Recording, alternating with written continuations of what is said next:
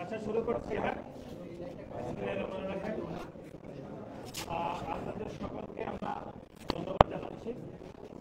আপনারা জানেন যে গত 3 দিন আগে ঢাকা বিশ্ববিদ্যালয়ের শিক্ষকদের সাথে বাংলাদেশের যে ছাত্র সংগঠন আমরা একটা জরুরি মিটিং করেছিলাম। সেখানে আপনারা জানেন যে শিবিরের রাজনীতি এবং শিবিরের অতীতে গণহত্যার সাথে সম্পৃক্ত থাকা সেখানে 5টি ছাত্র সংগঠন সেই মিটিং থেকে আহ্বান করেছিল এবং যতগুলো ছাত্র সংগঠন ব্যতীত প্রায় সকলেই উক্ত রাজনীতি নিষিদ্ধের বিষয়ে তাদের সিদ্ধান্তটি ঢাকা বিশ্ববিদ্যালয়ের নিকট তারা পেশ করেছিল। এখন একই সাথে আপনারা জানেন যে বাংলাদেশ জাতীয়তাবাদী ছাত্র দলের ঢাকা বিশ্ববিদ্যালয়ের হল কমিটি ঘোষণাকে কেন্দ্র করে যেরকম একটি বিশৃঙ্খল মব তৈরি হয়েছিল এবং সেই মবের পরিপ্রেক্ষিতে ঢাকা বিশ্ববিদ্যালয়ের মাননীয় প্রক্টর ভুলবশত হোক অথবা মবের কারণে হোক তিনি প্রতিটি হলে ছাত্র রাজনীতি বন্ধ থাকবে বলে যে বক্তব্য দিয়েছিলেন সেই বিষয়ে সেদিনও আলাপ হয়েছিল। সুতরাং সামগ্রিকভাবে কয়েকটি বিষয়ে সুস্পষ্টভাবে ঢাকা বিশ্ববিদ্যালয়ের নিকট আমরা ঢাকা বিশ্ববিদ্যালয়ের অবস্থান জানতে চেয়েছি। বিশেষ করে আপনারা জানেন যে ইতিমধ্যে একটি কমিটি কাজ করছে। সেই কমিটি ঢাকা বিশ্ববিদ্যালয়ের ছাত্র রাজনীতির ধরন কিরকম হবে, ঢাকা বিশ্ববিদ্যালয়ের হলগুলোতে আবাসিক হলগুলোতে ছাত্র রাজনীতির ধরন কিরকম হবে এবং এই দুইটির উপর ভিত্তি করে আগামীতে পরিবেশ পরিস্থিতি কিরকম থাকবে সেই বিষয়ে বাংলাদেশ জাতীয়তাবাদী ছাত্র দল ঢাকা বিশ্ববিদ্যালয়ের মাননীয় উপাচার্যের সাথে আমাদের যে মিটিং আজকে হয়েছে সে বিষয়ে আমরা ওনার কাছে জানতে চেয়েছিলাম। এবং গত 3 দিন আগে টেবিল করে একটি ছাত্র সংগঠন ছাত্র অধিকার পরিষদ ব্যতীত বাকি যে 22টি ছাত্র সংগঠন গুপ্ত রাজনীতি বন্ধ রাখা হবে ঢাকা বিশ্ববিদ্যালয়ে তাদের মতামত পেশ করেছেন সে বিষয়ে ঢাকা বিশ্ববিদ্যালয় সেদিন কোনো বক্তব্য দেয়নি। সুতরাং আজকে আমাদের পক্ষ থেকে আমরা সেই বিষয়ে সুস্পষ্ট ব্যাখ্যা জানতে চেয়েছি। এবং একই সাথে আপনারা জানেন ইতিমধ্যে ঢাকা বিশ্ববিদ্যালয়ের ছাত্র সংসদ নির্বাচনের যে তালিকা প্রকাশ করা হয়েছে ভোটার তালিকা, সেখানে আপনারা দেখেছেন, আমরা গণমাধ্যমে দেখেছি প্রায় 150-ও বেশি ছাত্রলীগের বিভিন্ন সন্ত্রাসীরা যারা ভোটার তালিকাতে অন্তর্ভুক্ত হয়েছে।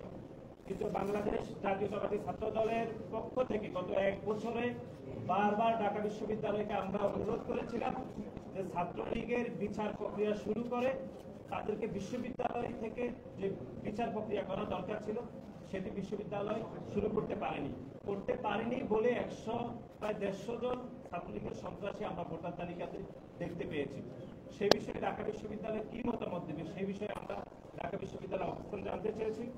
এর বাইরে আপনারা জানেন যে আমাদের যে কয়েকটি হলের কমিটি দিয়েছি তার মধ্যে নারী হলগুলোর মধ্যে আমরা যে কমিটি দিয়েছিলাম সেখানে যারা অন্তর্ভুক্ত হয়েছেন তাদেরকে বিভিন্নভাবে হেনস্থা করা হচ্ছে, বিশেষ করে সামাজিক যোগাযোগ মাধ্যমে বুলিং করে এবং তাদেরকে ভয় দেখানো হচ্ছে বিভিন্ন শিক্ষার্থীদের নামে বেনামে।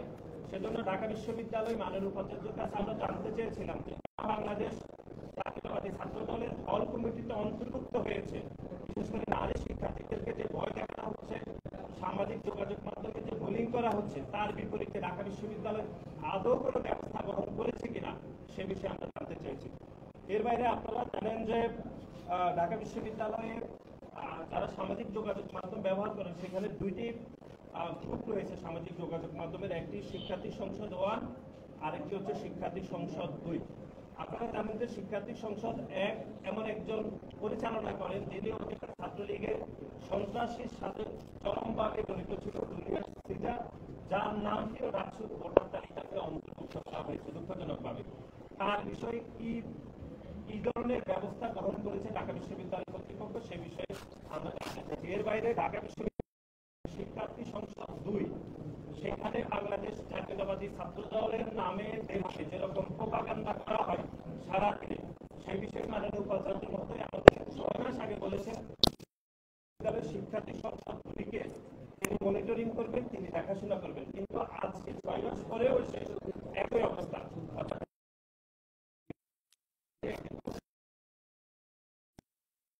সংসদ 2 সেটাও আগে অবস্থায় রয়েছে, সেখানেও করা হচ্ছে বাংলাদেশ জাতীয়তাবাদী ছাত্র দলের নামে বিভিন্ন প্রোপাগান্ডা করা হচ্ছে। বিশেষ করে আমাদের যে নারী শিক্ষার্থীরা যারা ছাত্র দলের কমিটিতে অন্তর্ভুক্ত হয়েছে তাদের নামে বিভিন্ন বোলিং করা হচ্ছে, তাদের প্রপাগান্ডা করা হচ্ছে, সামাজিক যোগাযোগ মাধ্যমে তাদেরকে হেনস্থা করা হচ্ছে। তার বিপরীতে আমরা বাংলাদেশ জাতীয়তাবাদী ছাত্রদল সুস্পষ্টভাবে আমরা এগুলো ব্যাখ্যা দাবি করেছি। আরও দুই একটি বিষয় ছিল, সেটি হচ্ছে আপনারা জানেন যে বিভিন্ন হলগুলোতে সামাজিক সাংস্কৃতিক সংগঠনগুলোতে রাজনীতি যারা যুক্ত থাকে তাদেরকে অন্তর্ভুক্ত করা হয় না, কিন্তু আমরা দেখেছি এই গণঅভ্যুত্থান পরবর্তী সময়ে বিভিন্ন সাংস্কৃতিক সংগঠনগুলোতে যারা অন্তর্ভুক্ত হয়েছে অথবা যারা নেতৃত্ব দিচ্ছেন তারা রাজনীতির সাথে জড়িত। আমরা এই জিনিসটা প্রমাণ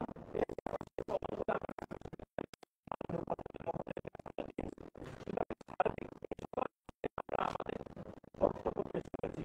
এখন আরেকটি সুস্পষ্ট বিষয় হচ্ছে আমরা পরবর্তী সময় দেখেছি যে ঢাকা বিশ্ববিদ্যালয়ের সবাইকে ঢাকা বিশ্ববিদ্যালয় বিভিন্ন গুপ্ত সংগঠনের নেতাকর্মীরা একই সাথে ঢাকা বিশ্ববিদ্যালয়ের সাধারণ শিক্ষার্থীরাও যেরকম ভাবে হয়রানি করে অথবা মব করে বিশ্ববিদ্যালয়ের অভিভাবক সুলভ আচরণ করে না শিক্ষার্থীদের পক্ষ থেকে, তারা বিশ্ববিদ্যালয়ের অভিভাবকদেরকে যেরকম আচরণ করা দরকার সেরকম আচরণ আসলে করেন না। তারা মাননীয় উপাচার্যের সামনে যেরকম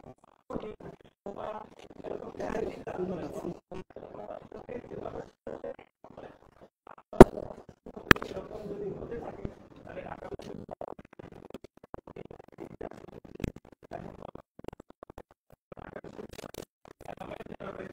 তারা ব্যাপকভাবে এই বিষয়ে তাদের অনক্ষুণ্ণতা ঢাকা বিশ্ববিদ্যালয়ের ইতিমধ্যে জানিয়ে দিয়েছেন।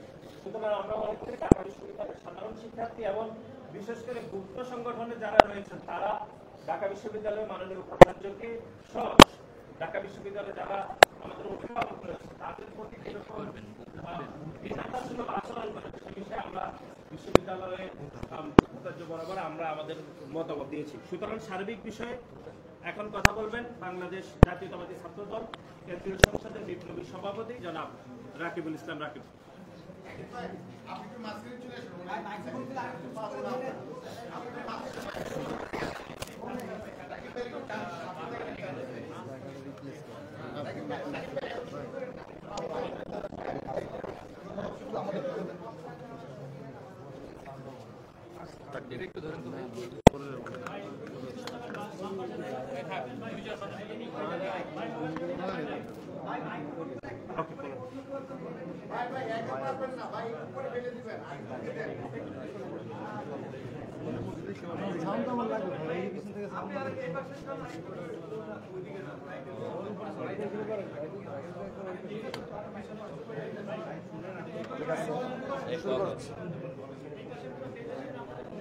ঢাকা বিশ্ববিদ্যালয়ের কর্তৃপক্ষ সর্বশেষ যে ঢাকা বিশ্ববিদ্যালয় ক্যাম্পাস হল পর্যায়ে এবং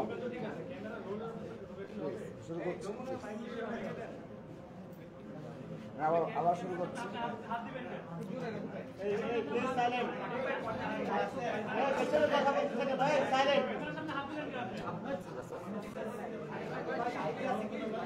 আচ্ছা আচ্ছা যাই আমরা যাই।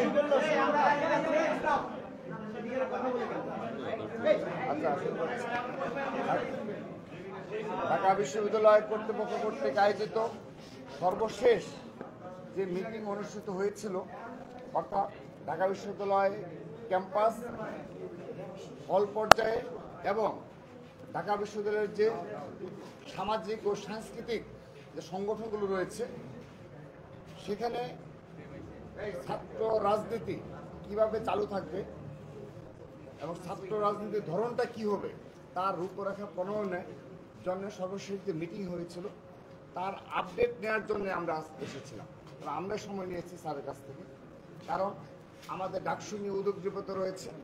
আমরা ডাকসু বিষয়ে ছাত্রদল পজিটিভ মানসিকতা নিয়ে এগিয়ে যাচ্ছি এবং আমরা এত মবের শিকার হয়েছি এবং সোশ্যাল মিডিয়ায় ঢাকা বিশ্ববিদ্যালয়ের সমস্যাগুলো ক্রিয়েট হয়েছে এবং একটি গোষ্ঠী যেভাবে প্রতিনিয়ত পরিবেশ সৃষ্টি করেছে তারপর ডাকসু নির্বাচনে ইতিবাচকভাবে দ্রুততম সময় কিভাবে অংশগ্রহণ নিশ্চিত করা যায় আমরা সে বিষয়ে সচেতন রয়েছি। সেজন্য আমরা সর্বশেষ যে মিটিং হয়েছে যে রূপরেখা প্রণয়নের জন্য আমরা আজকে আমাদের সম্মানিত ডিসি স্যার সহ সর্বোচ্চ পুরাণের সাথে মিটিং করে আমরা জানতে চেয়েছি যে সেই রূপরেখা প্রণয়নের কী অবস্থায় রয়েছে। তো তারা আমাদেরকে অবহিত করেছে যে তারা আজ একটা কমিটি ঘোষণা করছে যে ছাত্র রাজনীতির ধরন প্রণয়নে রূপরেখা প্রণয়নে একটা কমিটি ঘোষণা করবেন কিছুদিনের মাঝে। তারা আমাদের অবহিত করেছে এবং সেই কমিটি ঢাকা বিশ্ববিদ্যালয়ের ক্যাম্পাস হল পর্যায়ে এবং সামাজিক ও সাংস্কৃতিক সংগঠনগুলোতে ছাত্র রাজনীতির ধরন কী হবে সেই রূপরেখা প্রণয়নে আমাদের ছাত্র সংগঠনের মাঝখান থেকে মাঝে 23টি সংগঠন থেকে ইতিমধ্যে মতামত দিয়েছেন। এখন তারা জেনারেল স্টুডেন্টদের কাছ থেকে মতামত নেবেন এবং আরও যারা অংশীদারিত্ব রয়েছে তাদের কাছে মতামত নিয়ে অতি দ্রুততম সময়ে এটি রূপরেখা প্রণয়ন করবেন বলে আমাদেরকে আশ্বস্ত করেছেন। আমরা আশ্বস্ত হয়েছি। তো আমাদের এখানে যে মূল যে আজকে কিছু বিষয় রয়েছে যেগুলো ঢাকা বিশ্ববিদ্যালয়ের স্টুডেন্ট যারা তাদের জানা প্রয়োজন। আমাদের দীর্ঘ আলোচনায় আমাদের সম্মানিত ডিসি স্যার সহ আমাদের প্রভিসি স্যার, প্রক্টর স্যার, কোষাধ্যক্ষ স্যার তারা সবাই এক বাক্যে স্বীকার করেছে এই ঢাকা বিশ্ববিদ্যালয়ের এই মব ক্রিয়েট থেকে শুরু করে সর্বশেষ যে বড় ধরনের প্রবলেমগুলো হচ্ছে তার পেছনে গুপ্ত রাজনীতি জড়িত। তারা এটা এক বাক্যে স্বীকার করেছে। শুধু তাই নয়, তারা এই গুপ্ত রাজনীতির সংজ্ঞাও নাকি নির্ধারণ করেছে। আমাদেরকে ডিসি স্যার নিজে 5টি ক্রাইটেরিয়া বলেছেন। আমি 3টি কিন্তু বলতে পেরেছেন, আর 2টো হয়তো তিনি ভুলে গেছেন। তো তার মধ্যে অন্যতম যে ধরনটা আসবে সেটি হলো যেটি আমরা ইতিমধ্যে জানতে পারলাম আজকে মিটিংয়ের মাধ্যমে যে ঢাকা বিশ্ববিদ্যালয়ে আর কখনো কেউ কোনো ছাত্র সংগঠন যে তাদের যে প্রাথমিক সদস্যপদ পূরণ করে যে সদস্য থাকে তাদের সবাইকে ওপেন করে দিতে হবে যে আমার প্রাথমিক সদস্যপদ পূরণ করে এরা আমার সদস্য, আমার সংগঠনে এটা ওপেন করতে হবে। তো এটি তারা আমাদেরকে জানিয়েছে। আমরা আশ্বস্ত হয়েছি। আমরা বিশ্বাস রাখছি যে তারা এখান থেকে ইস্তফা হবে না। যদিও আমাদের মাঝে মধ্যে সন্দেহ উদ্বেগ হয়। আজকের মিটিংয়েও আমরা যেটা লক্ষ্য করেছি যে তারা গুপ্ত রাজনীতির কথা বলতে অনীহা এবং তারা একটা মানে তাদের মাঝে একটা ভীতি কাজ করে। তো এটি নিয়েও খোলামেলা আলোচনা হয়েছে। তারা যদি বলেছে আমরা তাদের মানে আমাদের প্রভিসি স্যার, প্রক্টর স্যার তারা নিজে স্ক্রিনশট দেখিয়েছে যে তারা যদি কখনো গুপ্ত রাজনীতি নিয়ে কথা বলে কিংবা এই আলোকে কিছু কাজ করতে চায় তাদের চরিত্র হরণ করা হয় এবং তাদের সামাজিক যোগাযোগ মাধ্যমে মানে অনলাইন ব্যাশিং করা হয় তাদের মানে আমাদের সম্মানিত শিক্ষক বিদ্যুতের নিয়ে।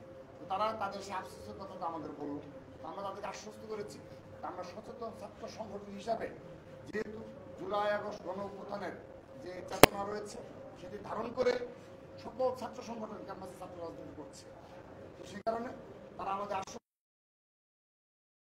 রেখে তারা আগামীতে এই রূপরেখা প্রণয়ন করবে, সেজন্য আমরা আশ্বস্ত হয়েছি। আর দ্বিতীয়ত আমরা ডাকসু বিষয়ভাবে জানিয়েছি ছাত্রদল ডাকসু অবশ্যই ঘোষণা করবে।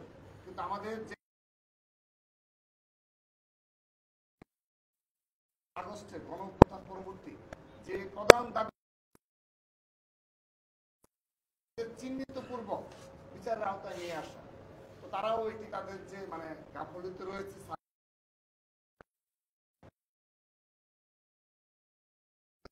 সেখানে আরো কিভাবে ইনক্লুড করা যায় কাজ করছে।